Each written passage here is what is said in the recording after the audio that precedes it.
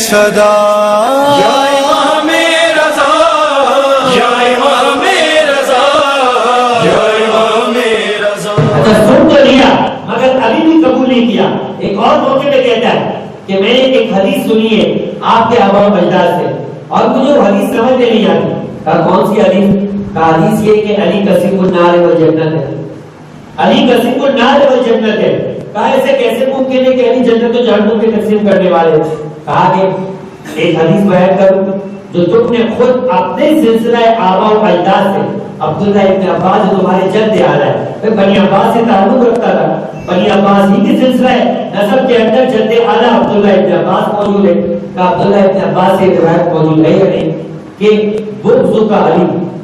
کہا کہ بغض علی ایمان و بغض کا یا علی کفر.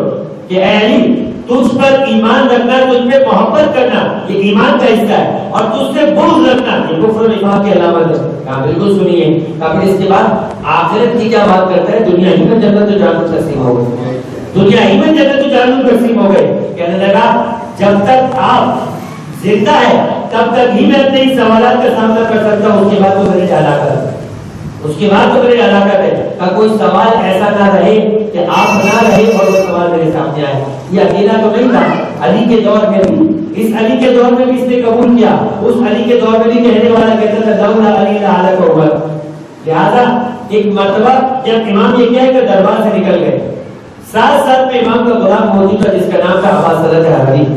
کہنے لگا مولانا کیا خوبصورت جواب دیا آپ نے آج اور اس اعتبار سے اس کی دلیل کو رد کر دیا اس کے مسئلے کو حل کر کے رکھ دیا. امام نے فرمایا یہ جواب اس کے لیے تھا. یہ جواب اس کے لیے تھا اور اس کے سلسلہ اجداد سے جواب تھا.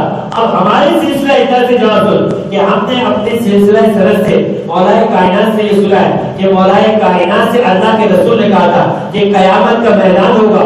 علی تو کہتا ہوگا جہنم سے ھذا لی وھذا لک یہ میرے والا ہے اور یہ تیرے والا ہے. جسے علی جہنم والا بیان کرتے تھے وہ جہنم میں جائے گا جسے اپنا لیتے تھے وہ جنت میں. نفس ہر گھڑی میرے دل سے یہی آ رہی ہے صدا